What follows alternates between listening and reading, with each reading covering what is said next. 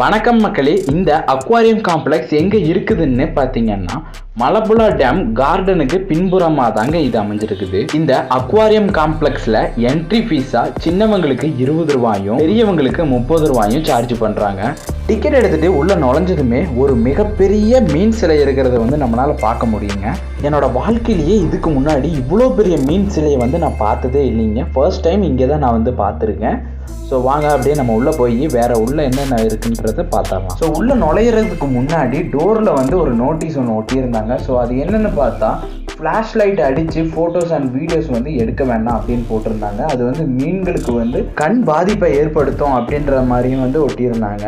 In case நீங்கள் இங்கே வந்தீங்கன்னா கூடி ஃபோட்டோஸ் வீடியோஸ் எடுங்க, தப்பில்லை. பட் ஃப்ளாஷ் லைட்டை யூஸ் பண்ணி எடுக்க வேண்டாம். உள்ளே நுழைஞ்சதுமே நம்மளை வெல்கம் பண்ணுறதுக்கு ஒரு மீனுமே வெயிட் பண்ணிட்டு இருந்த மாதிரி இருந்துச்சு. இந்த கும் இருட்டில் லைட் வெளிச்சத்துக்கு மத்தியில் நீந்திட்டு இருக்கக்கூடிய மீன்களை பார்க்கறதுக்கு மனசுக்கு அவ்வளோ சந்தோஷமாக இருந்துச்சு. மீன்கள்லேயே பல்வேறு வகையான மீன்களையுமே இங்கே காட்சிப்படுத்தியிருந்தாங்க.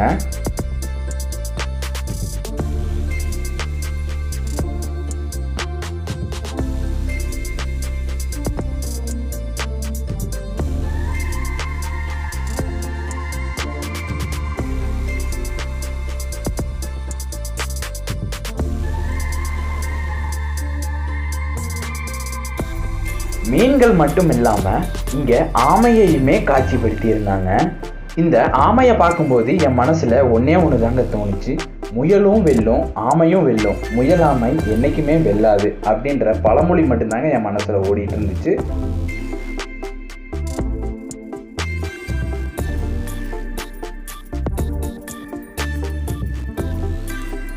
அடுத்தபடியாக இங்கே பவளப்பாறைகள், ஷார்க்ஸ், மீன்கள், சங்குகள் மற்றும் திமிங்கலத்தோட வகைகளையுமே இங்கே காட்சிப்படுத்தி இருந்தாங்க. இந்த ரூம் ஃபுல்லாமே கலர் மீன்களாலையும் கலர் லைட்டுகளாலையுமே நிரம்பி இருந்துச்சு.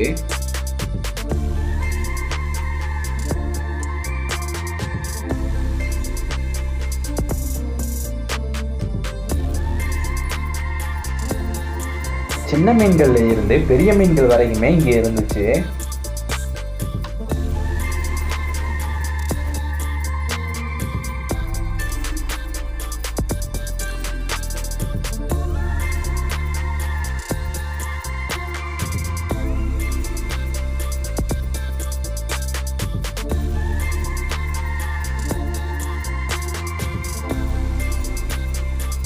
எந்தவித அசைவும் இல்லாமல் இந்த பெரிய மீன் ஓய்வு எடுத்துட்டுமே இருந்துச்சு.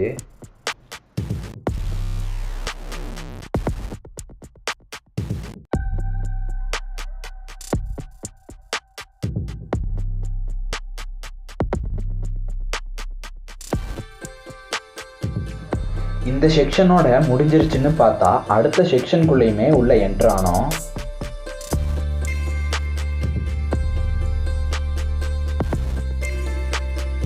இங்கே ஷார்க்ஸ் வகையைச் சேர்ந்த மீன்களையுமே காட்சிப்படுத்தி இருந்தாங்க.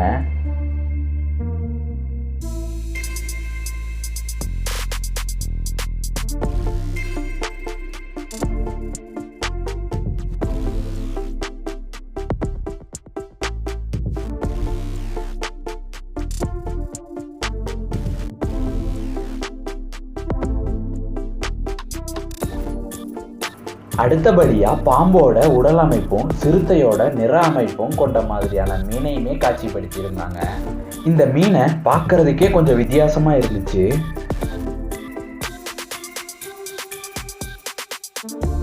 இங்கே கடல்வாழ் உயிரினங்களான நண்டு, இறாலையுமே காட்சிப்படுத்தியிருந்தாங்க.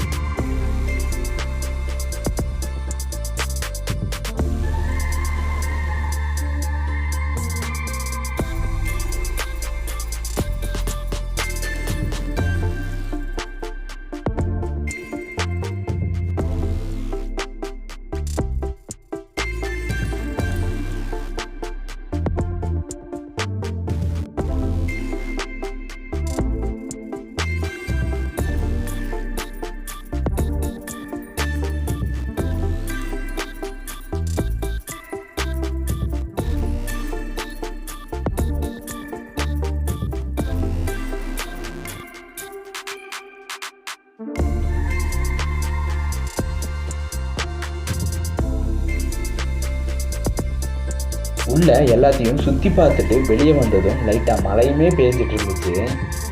குட்டி குட்டி மீன்களை பார்த்து முடிச்சுட்டு இந்த பெரிய திமிங்கலத்தை பார்த்த உடனே எனக்கு குடையும் குப்புசாமியும் கதையில் வர்ற திமிங்கலம் தாங்க எனக்கு ஞாபகம் வந்துச்சு. அப்படி இதோட வாய்ப்பகுதிக்கு உள்ள என்ன இருக்குன்றதை தெரிஞ்சுக்கலாம்னு போய் பார்த்தா உள்ள அழகான ஒரு ஆஃபீஸ் ரூமுமே கட்டியிருந்தாங்க. மலப்புள்ளா டேம் பக்கம் வந்தீங்க அப்படின்னா கண்டிப்பாக ஒரு தடவை இந்த ஸ்பாட்டை விசிட் பண்ணி பாருங்கள். குழந்தைங்களுக்கு ரொம்பவே பிடிக்கும். ஸோ இதோட இந்த வீடியோவை முடிச்சுக்கலாம். இந்த வீடியோ பிடிச்சிருந்ததுன்னு நினச்சிங்கன்னா மறக்காமல் லைக் பண்ணி ஷேர் பண்ணி கமெண்ட் பண்ணிடுங்க. அது மட்டும் இல்லாமல் நம்ம சேனலை சப்ஸ்கிரைப் பண்ணிடுங்க.